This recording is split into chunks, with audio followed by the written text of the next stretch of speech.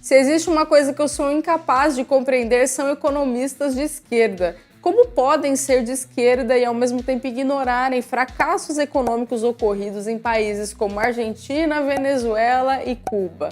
Mas a boa notícia é que nem todos os economistas se alimentam destes delírios, destas insanidades, como, por exemplo, os economistas austríacos. Mas no que os austríacos acreditam? Quais são os principais nomes da escola austríaca de economia? Quais são os livros mais relevantes dessa escola de pensamento? Bom, me acompanhe até o final, que é sobre isso que a gente vai falar aqui nesse vídeo. Eu vou trazer 5 principais ideias da escola austríaca de economia. E já sabe, né, se você for comuna, socialista, social-democrata, progressista, qualquer merda dessas, já sai desse canal. Se você não é bem-vindo aqui nesse canal, fica aí com seus devaneios, com as suas teorias, porque não é para você esse vídeo. Agora, se você é conservador, liberal, libertário, anarcocapitalista, beleza, tem as diferenças aí, mas somos todos amigos, gente. O importante é não ser comuna. Aí, nesse caso, seja muito bem-vindo aqui ao meu canal. É um prazer ter você aqui comigo me assistindo. Mas do que se trata a Escola Austríaca de Economia? A Escola Austríaca de Economia é uma corrente de pensamento econômico que surgiu lá no século XIX e tem suas bases por economistas como Karl Menger, Ludwig von Mises e Hayek, por exemplo. A abordagem da Escola Austríaca de Economia se baseia em princípios como livre mercado, propriedade privada, teoria de preços e individualismo. Aí agora, falando especificamente das 5 principais ideias de escola austríaca de economia que eu separei aqui, a primeira delas é a crítica ao planejamento centralizado. Então, os austríacos criticam a existência de um planejador central e as intervenções do Estado na economia. Eu vou trazer aqui alguns exemplos reais para a gente entender como que ocorrem essas críticas.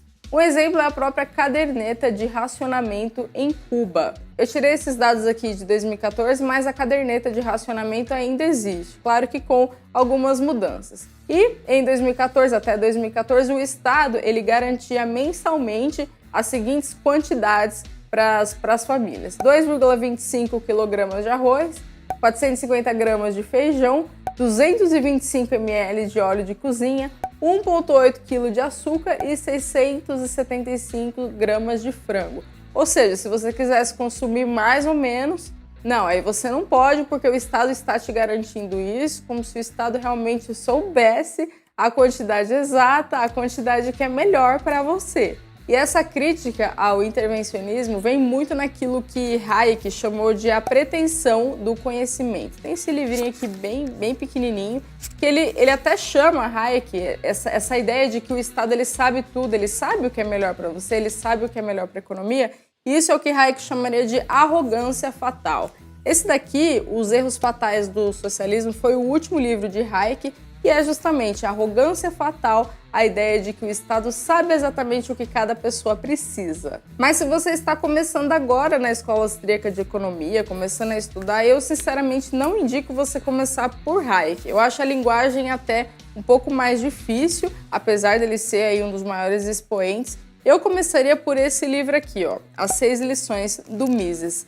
Na verdade, não foi o Mises que escreveu. Isso daqui é uma transcrição de alguns discursos do Mises que a mulher dele escreveu. E é bem gostosinho de ler, bem facinho. Isso aqui tinha que ser leitura obrigatória nas escolas, mas provavelmente nunca vai ser pelo marxismo cultural que existe aqui no Brasil. Um outro conceito de escola austríaca é a ideia de que o conhecimento está disperso na sociedade e não nas mãos de um planejador central. Esse livro aqui do Bastiat não era exatamente austríaco, tá? Ele era francês, mas ele teve uma influência, ele influenciou muito do pensamento da escola austríaca. E essa ideia do conhecimento disperso, portanto, seria inútil, não é eficiente que esteja nas mãos de um planejador central, ela é muito criticada aqui nesse livro, A Lei. Eu vou ler um trechinho para vocês e depois relacionar com a situação deprimente que a gente vive aqui no Brasil, tá? Olha só o que ele fala aqui no finalzinho. É preciso dizer, há no mundo um excesso de grandes homens demais no mundo. Há um excesso de legisladores, de organizadores, de instituidores da sociedade, de guia dos povos. de pais das nações. Nossa, né? Como lembra, né? Pais das nações, né? Gente demais se coloca acima da humanidade para governá-la. Gente demais se ocupa de se ocupar dela. É tão forte isso que esse livro aqui ele foi escrito em 1850, se eu não me engano, mas veja como ainda é presente, né? Se a gente pegar esses ministérios inúteis aí criados pelo governo, esse aumento de ministério, então gente demais se coloca a serviço de governar a sociedade. E, de novo, a ideia da arrogância fatal. Existem também muitos outros exemplos, como o tal do Ministério da Verdade, alguém que julga se aquilo é verdade ou não, aquilo que você pode ou não dizer, o que você pode ou não consumir, coisas desse tipo. A terceira ideia muito discutida dentro da Escola Austríaca de Economia é a teoria austríaca dos ciclos econômicos, a chamada TASE. O que diz essa teoria? Diz que, na verdade, o grande causador das recessões econômicas é o próprio Estado, o próprio governo, os bancos centrais, através da manipulação de juros. Os austríacos acreditam que a expansão monetária e o crédito artificial é o que leva à má alocação de recursos na economia, gerando crises e recessões. Nesse livro aqui, A Mentalidade Anticapitalista, que é outro livro que eu recomendo para vocês, do Mises, ele é bem curtinho. Ele faz toda uma análise psicológica do ressentimento que as pessoas de esquerda nutrem, daquele complexo de inferioridade, porque, segundo Mises, o capitalismo é um espetáculo daquelas pessoas que foram brilhantes, competentes, talentosas e tiveram sucesso. Já, geralmente, esse discurso vitimista de ai, meu Deus, né, eu sou vítima do capitalismo opressor, da sociedade, ai, o mundo é muito cruel, isso é a cara da comunada. Ele descreve isso aqui e, apesar de ser um livro também relativamente antigo, ainda é muito presente. Eu lembrei de uma galera da escola, sabe? Aquelas pessoas que você se afasta por causa de política. Quando você lê esse livro aqui, vocês vão entender. Mas voltando aqui à parte do ciclo econômico, das crises, nem é muito o foco desse livro aqui, mas olha só que interessante que ele fala aqui na página 103. A expansão do crédito resulta em crises econômicas recorrentes e períodos de recessão. A inflação faz com que todos os preços das mercadorias e dos serviços levantem voo. As tentativas de impor salários maiores do que aqueles que o livre mercado determinaria produzem o desemprego em massa, ano após ano. Os preços congelados resultam em uma queda na oferta das mercadorias afetadas. Então aqui o Mises descreve como que intervenções estatais, através de congelamento de preço, por exemplo, levam a distorções econômicas, como escassez. A gente sabe que é uma verdade, tá? Congela preço, inevitavelmente gera escassez. Por quê? Porque se você congelou o preço, o Estado determina qual que é o preço, de novo a tal da arrogância fatal. Como que o Estado vai saber exatamente qual que é o preço? Né? Mas quando o Estado faz isso, acontece que os produtores eles não vão querer ofertar naquele preço, então vai diminuir a oferta e isso gera escassez. Um exemplo prático da teoria dos ciclos econômicos, segundo a escola austríaca, é a própria crise de 2008. Veja que o Federal Reserve, o Banco Central nos Estados Unidos, manteve as taxas de juros relativamente baixas aí durante 2001 até 2004. Isso gerou aquela falsa sensação de riqueza e todo mundo parecia ter muito dinheiro, as pessoas começaram a se endividar, o que levou à bolha imobiliária. Esse é só um dos muitos exemplos de como que a manipulação de juros, como que as intervenções do Estado na economia levam a crises. Eu tenho um outro vídeo aqui no canal, como investir em cada etapa do ciclo econômico, porque algumas classes de ativos, como ações, renda fixa, elas tendem a performar melhor ou pior a depender de cada estágio do ciclo econômico. Eu vou deixar o card aqui para vocês. A quarta ideia defendida pelos austríacos é a importância do empreendedorismo. Aqui, voltando aqui nesse livro, que eu gosto muito, olha só o que ele fala, página 61. Os empreendedores têm orgulho de seu sucesso em superar todos os obstáculos que governos e sindicatos colocam no seu caminho para os grandes negócios. Gente, isso é muito verdade. A gente sabe que empreender no Brasil é quase um ato de heroísmo. Com tantas dificuldades e burocracia, e cartório, e complexidade tributária, e causa trabalhista, e não sei o que, com tanta dificuldade, você empreender no Brasil, olha, você tem que ser um guerreiro, você está de parabéns. Mas apesar dessas dificuldades, eu falo por mim, foi isso que me inspirou até a abrir o meu escritório. O meu pai, por exemplo, é a pessoa que eu mais admiro no mundo, porque a gente não veio de família rica. Meu pai começou do zero e até hoje tem uma pequena empresa. E desde pequena eu convivi com essas dificuldades que meu pai tinha como empresário. Dificuldades, por exemplo, abrir mão de vida pessoal, da própria liberdade, ter que lidar com burocracia, com processo, com um monte de coisa. Mas apesar disso, foi até o que me inspirou a abrir o meu escritório. Eu tenho um negócio totalmente diferente do que o que meu pai faz. Eu trabalho com investimentos no exterior, para quem não sabe. Esse fundo aqui é o meu escritório. E olha, tem que ser realmente muito guerreiro para empreender no Brasil. Só quem empreende sabe todos esses obstáculos. Mas no fundo a gente sente orgulho de estar aqui fazendo o nosso trabalho, se dedicando, apesar de tudo isso. A propósito, se você quer internacionalizar seu patrimônio, proteger o seu dinheiro do Risco Brasil, vem aqui conhecer o nosso escritório. Acesse www.guardiantrustcapital.com, mande uma mensagem lá no site, pode mandar em português mesmo, agende uma reunião aqui conosco.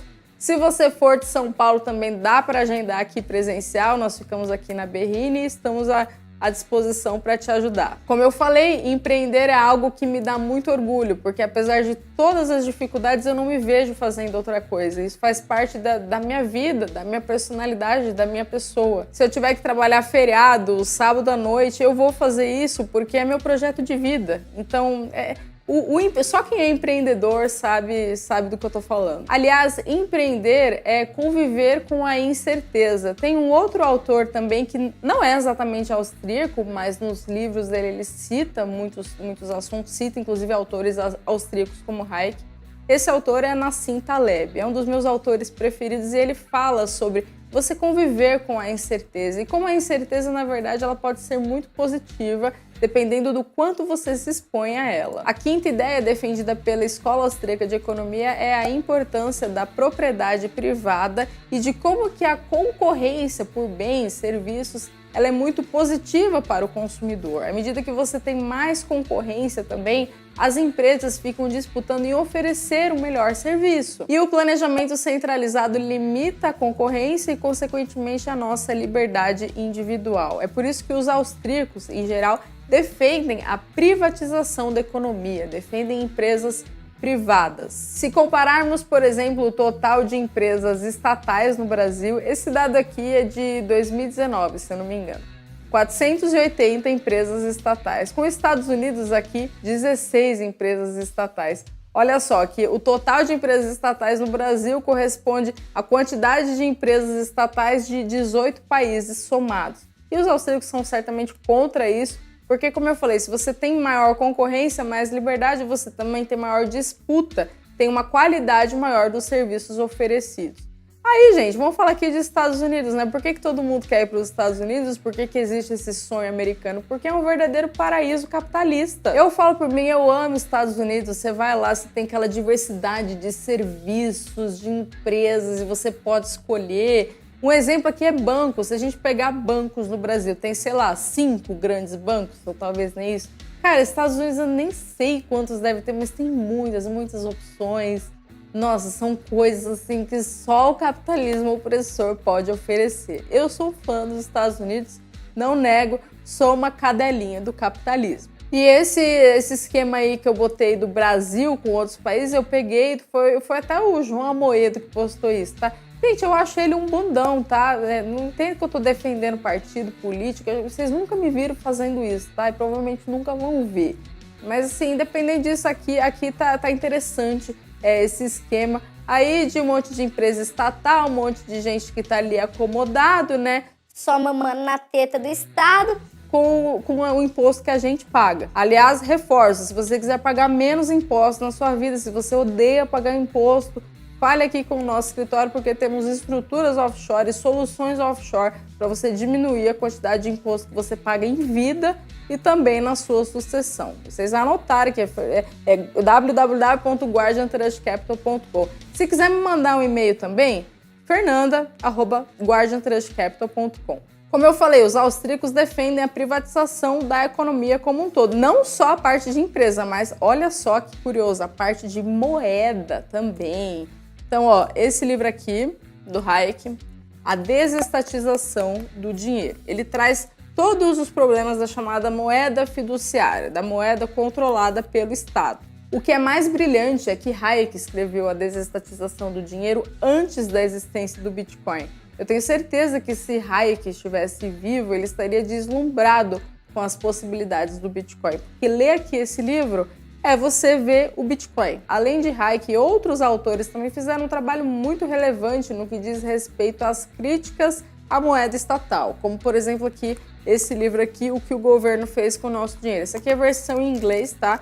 É bom para você treinar o inglês, né? E é bem legal também para você incluir aí na sua lista de livros que defendem a liberdade. E se você ficou até aqui, comenta um eu fiquei. Não deixe de se inscrever no canal, tá? E deixa um comentário legal aqui, porque eu tento responder todos os comentários na medida do possível. E se você comentar alguma coisa legal também, você tem a chance de aparecer nos melhores comentários do próximo vídeo. Muito obrigada, pessoal, e até a próxima!